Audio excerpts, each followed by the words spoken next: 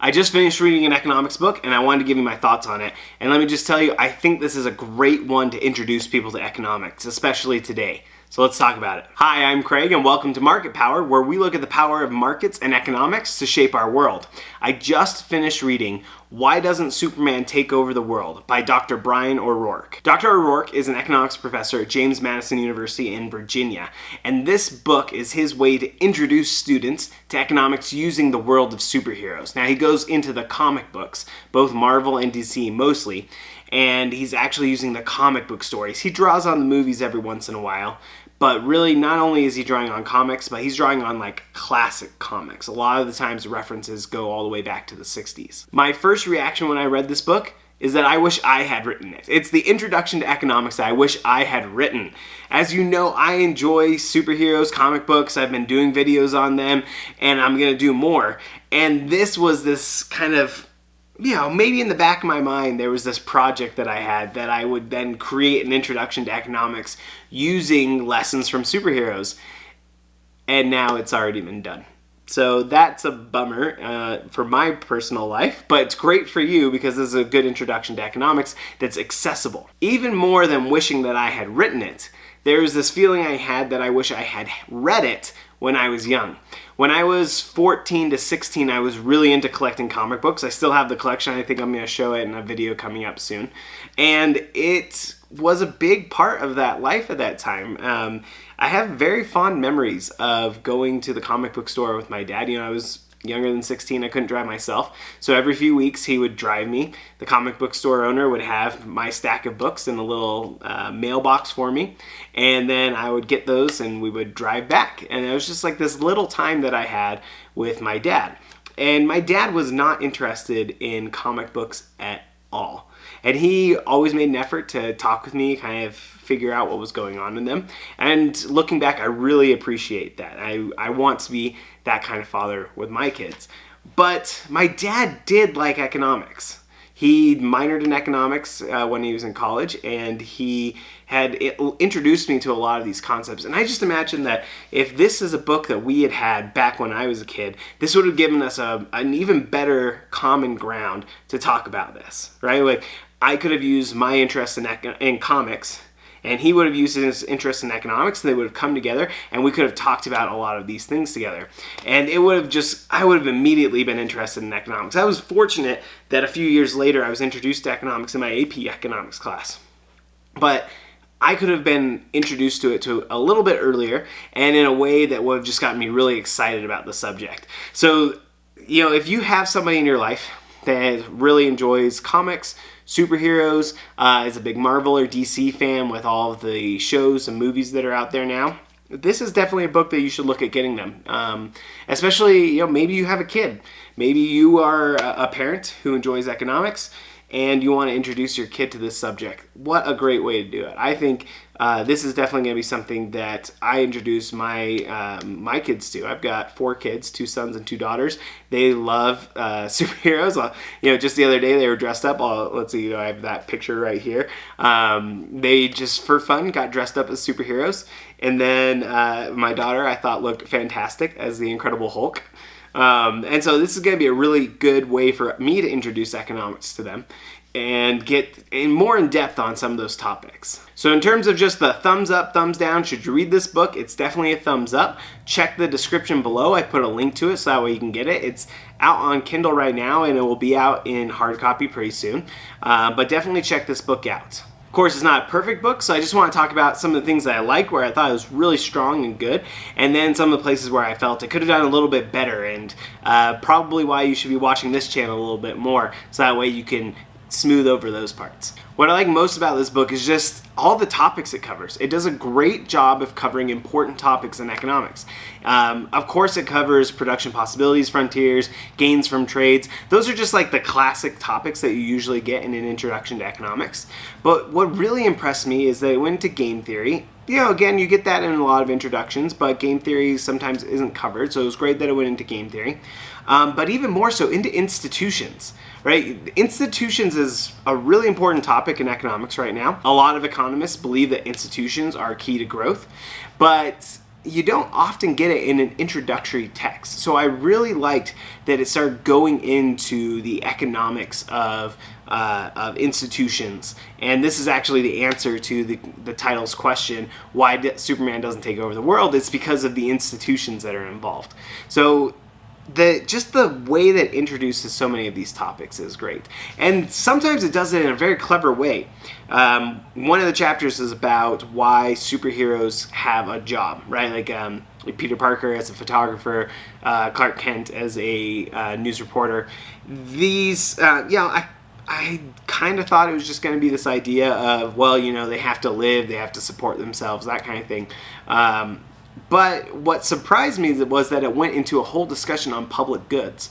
And that was a good surprise, because I was like, oh, this is a really good way to introduce people to the concept of public goods, who pays for them, and why superheroes can't make money off of providing public goods. And so again, I just really enjoyed the clever introduction to many of these topics, and I think it's such a good way to introduce people to some of these really important things. A lot of the examples from the comics are fantastic. He draws from a lot of different comics, often the same topic. He'll draw from maybe like a Batman example, and then an Avengers example, something, putting it all together.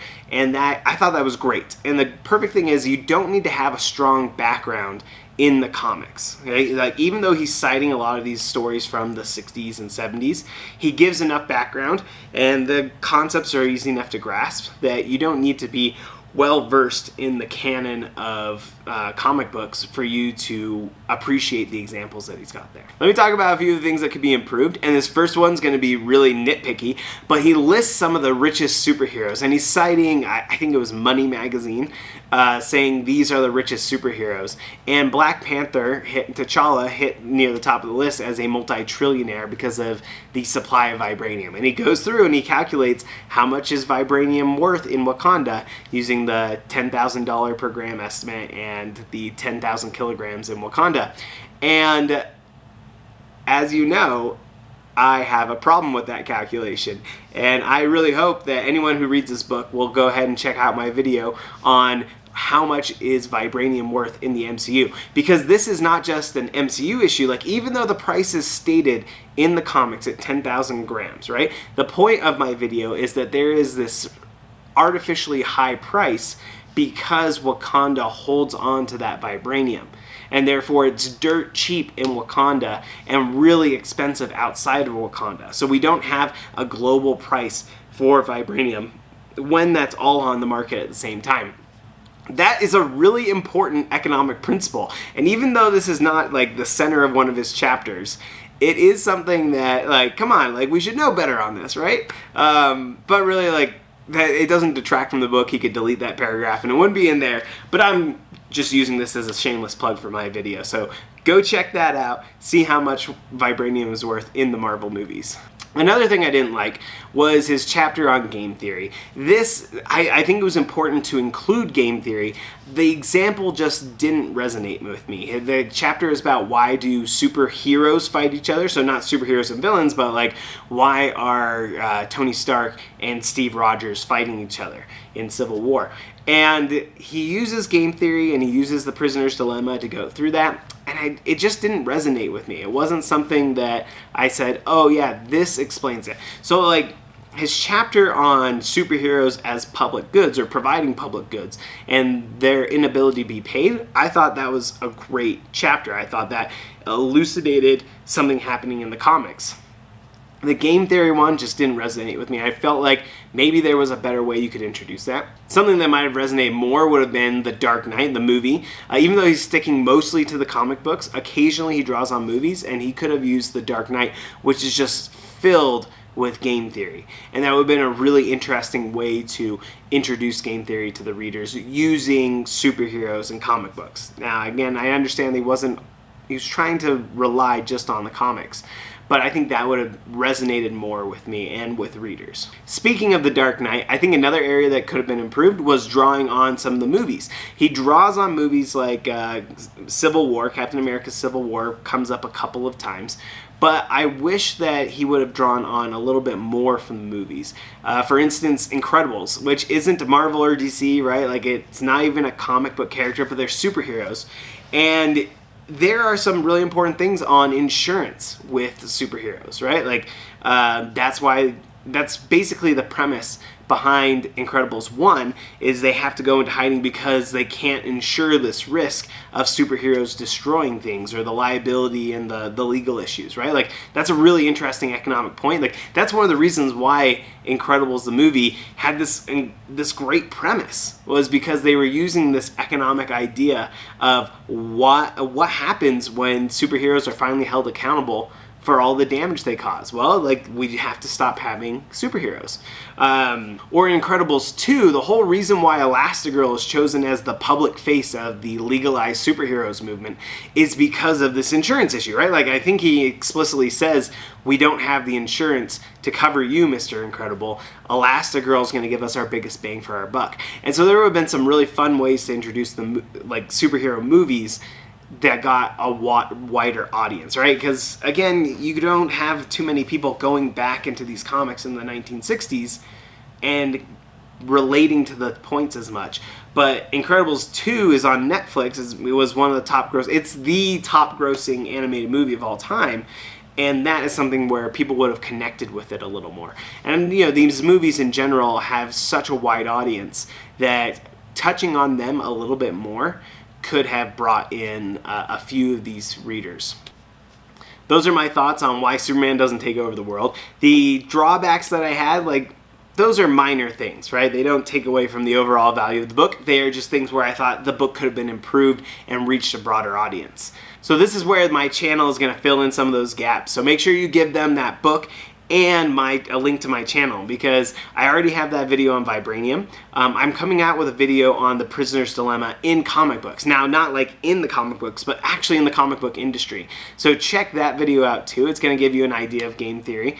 And I'm just going to keep drawing on movies to give you examples of what's going on in economics. So I'm filling some of those gaps, so don't feel like you're not going to get those things that I said when you get this book. Check it out. I put a link in the description below. I want to hear your thoughts on it. If you've read it, I'd love to hear what you have to say, where you thought it did well, where you thought it could have improved. Or if you have other recommendations on books that introduce people to economics, please let me know in the comments, because I want to get people excited about economics, and I would love to give them books that just get their imaginations ignited. Thanks for watching today. Please subscribe so that way you can stay updated on videos in economics. We'll see you next time on Market Power.